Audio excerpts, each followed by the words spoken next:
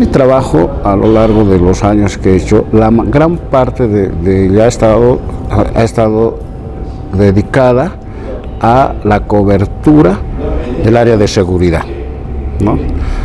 Y entre seguridad y política ha sido mi fuerte, digamos, ¿no? Seguridad política, aunque he hecho de todo. He cubierto economía, he cubierto deportes, he cubierto folclore, he cubierto todo. Creo que no me falta ningún área. Y en ese ámbito se me asignó pues la cobertura de la investigación de la muerte de Marcelo Quiroga Santa Cruz. O sea, es que llegar a dar con el autor del asesinato, ¿no? Ya como que Sherlock Holmes me habían convertido, digamos, ¿no? Ya, entonces trabajaba en Presencia y Juan Carlos Marañón era mi jefe de redacción. Ahí surgió un dato de un contacto de una compañera que tenía un contacto con inteligencia, entonces me dice, bueno, habla con Helen, ella tiene un contacto en inteligencia, ella te va a hacer el enlace y me hace el gancho, ¿no?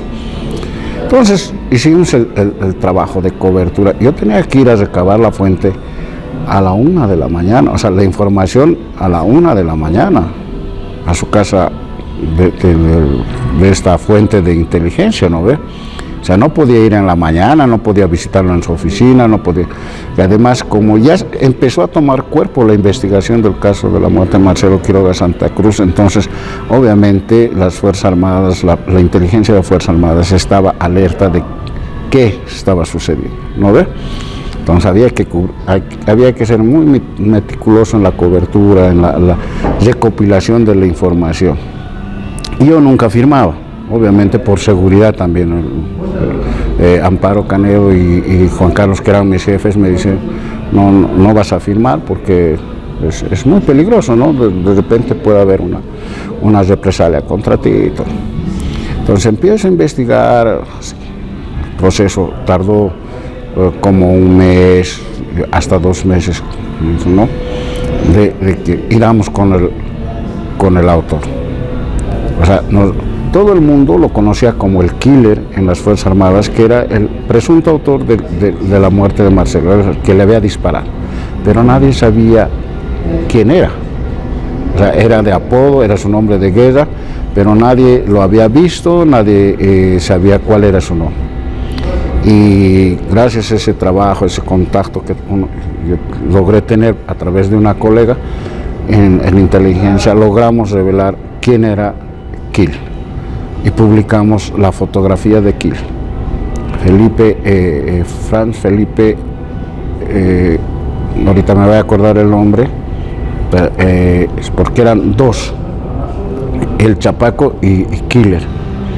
Entonces descubrimos y publicamos a Franz Pizarro Solano, es el Killer, y el otro, que era un chapaco, que ahorita se me va a venir a la mente también el nombre de quién eran los 2 autores. Publicamos la fotografía de los gran revuelo, ¿no? Obviamente es la primera vez que se sabían los nombres de ellos, y segundo, verlos, conocerlos. Pero ahí vino pues una persecución para entrevistarlos, ¿no? O sea, ya sabíamos quién era, entonces.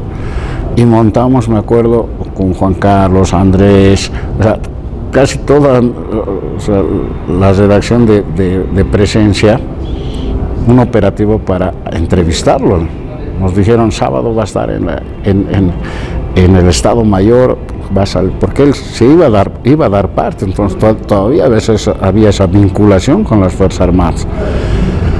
Cuando, bueno, pues montamos un operativo así de inteligencia, ¿no? Sábado en la mañana nos vamos al frente al Estado Mayor, ahí Juan Carlos, estaba Andrés, estaba Carlos Tellería, estaban los fotógrafos, los 3 fotógrafos, el Kentasi, el Dinamita, y todos ellos estábamos listos. Y nos apostamos en diferentes lugares, los fotógrafos en lugares estratégicos para poder fotografiar la salida, ¿no? La entrevista. Y me acuerdo que Andrés pasaba por caminaba de un lado al otro con su periódico, así como en las películas, ¿no? Así estaba viendo que no. O estaba, Juan Carlos estaba parado tomando café en un bolichito del frente, ni que comando de película era, ¿no? Hasta que, y yo tenía que estar pues merodeando la puerta para que cuando salga me acerque. Alguien le advirtió. Él salió hacia a la carrera y en el primer minibús que vino se subió. O sea, como en las películas, pues pum, salió, se subió. Hasta toda la mañana habíamos perdido tratando de entrevistarlo al killer, ¿no? Y no lo logramos, ¿no? Se subió, pero ya lo conocían, las fotos, todo captaron los fotógrafos menos al killer, ¿no? La salida, entonces ya frustrados nos vamos, pero bueno, siguió la investigación hasta que, bueno, yo tuve que, para poder llegar a él, lo tuve que seguir, pues tuve que hacer trabajo de inteligencia y averigué que él trabajaba de radiotaxista en una radiotaxi Candelaria. Era un radiotaxi que hacía el servicio a Altobrajes. Entonces agarré y bueno, como no había celulares en esa época, bueno, ya no había todavía celulares, entonces agarré, llamé de la calle y le dije, quiero que me venga a recoger en tal calle, mándame un móvil, a ver. Entonces dice, pues, que venga el móvil a recogerme de una supuesta casa que yo tenía, que no era la nuestra. Yo esperaba en la puerta y venía. Entonces me subía y le charlaba, obviamente para conocer un poco más quién era él, cómo era, pero no le iba a hacer una entrevista directa, ¿no? Además, con tremendo, que es el prontuario que tenía el killer, menos, o sea, entonces, y fuimos rastreándolo. Llegamos a su ex casa primero, fuimos, me acuerdo, eso es lo que te enseñan, digamos, los jefes. Sí, a veces hay que perder una pepa y compartirla por cuidarte las espaldas. Entonces yo lo llamo a Marquito, ¿no? Ya que trabaja en Unitel. Le digo, Marco, voy a ir a buscarlo al killer, a su casa, ya sé dónde vive. ¿Está en serio? Me dice, sí, listo, ¿puedo ir? Vamos, le digo. O sea, para eso te llamaba. Sí, vamos, ¿no ves? Y llegamos a su casa en Sopocachi. Ya no había sido su casa, pues era la casa de su ex mujer, de su suegro. Y ahí corroborando, pero con un miedo, o sea, el temor, o sea, te estabas enfrentando a una persona que sin ningún escrúpulo había matado gente, ¿no? Entonces, era un terror. Pero bueno, llegó el momento en que ya lo tenía yo acorralado, digamos, aquí para entrevistarlos, pero él también andaba pues detrás de quién estaba buscando. Entonces tuve que cambiarme de nombre. Entonces cuando llamaba a su casa, por favor, lo primero que se me vino, ¿no? Tenía un amigo, le digo, ¿de parte de quién? Era Javier Suaznavar, le digo, de Javier Suaznavar. Así llamaba, soy un amigo de, ¿no? Para que no. Pero todo lo que había sucedido, toda la investigación, no terminó, sino que tuvo algo bien crucial. Habíamos publicado que el killer había participado en el asalto a la casa de los Miris en la Huntington. Era un sábado de turno. Estaba Juan Carlos, Jaime Buitrago, estaba yo, estábamos de turno, el equipo de turno, ¿no? Cuando a eso de las 11 de la mañana el killer aparece en la redacción.